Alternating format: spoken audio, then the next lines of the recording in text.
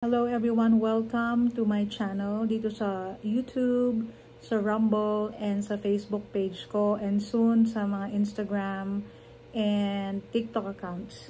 So thank you po sa mga nanonood. May mga nagtatanong po kasi kung sapat ba yung sweldo ng mga nurses, lalong-lalo na yung mga agency nurses na kararating lang.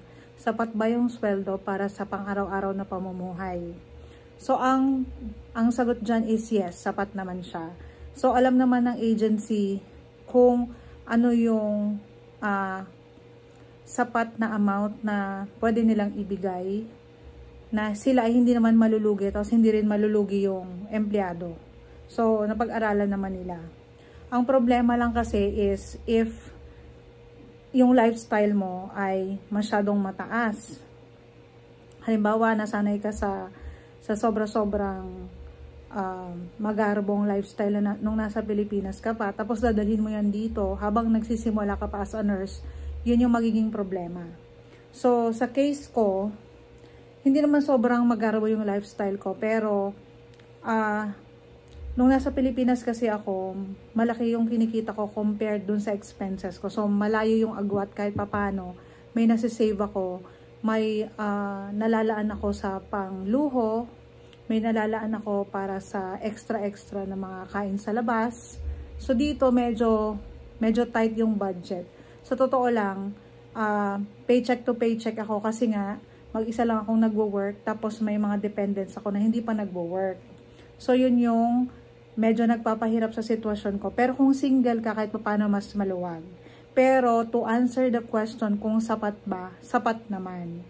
So kung sobrang baba nung bigay sa'yo ng agency mo, tapos i-assign ka sa isang lugar na napakamahal, yun yung magiging problema. Kailangan mong mag-research. So, para sa mga hindi pa nakakakita dun sa list na ginawa ko, may ginawa ako, nilagay ko siya doon sa Facebook page ko na Coratsyang Nurse. Nando dun yung list of expenses ko dito sa Maryland. Meron din akong list of expenses doon sa Taos, New Mexico.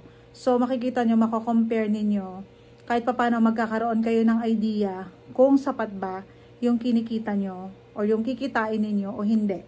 So, ang magiging tip ko lang para sa inyo, para hindi kayo masyadong mahirapang magsimula dito is expectin ninyo na yung lifestyle na medyo bongga ninyo sa Pilipinas or sa ibang mga bansa na pinanggalingan nyo. Halimbawa, nag-UK kayo, nag-Dubai kayo, or kung saan-saan mang bansa na medyo maluwag-luwag ang income ninyo, hindi yun magiging ganun dito sa simula.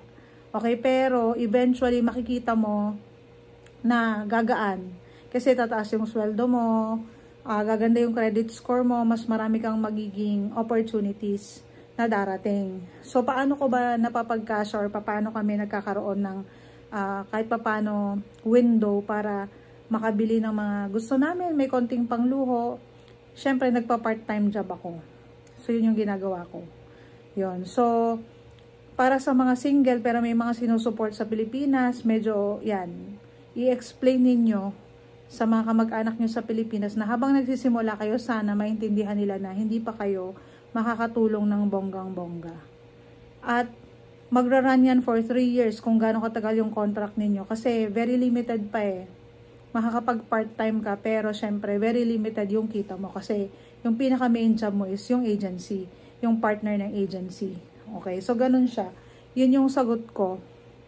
Ang masasabi ko lang din, habang nagsisimula ka dito, huwag kang makipagsabayan sa mga nandito na may mga designer bags na may mga malaki ng mga bahay, may mga sasakyan, huwag kang makipagsabayan sa kanila.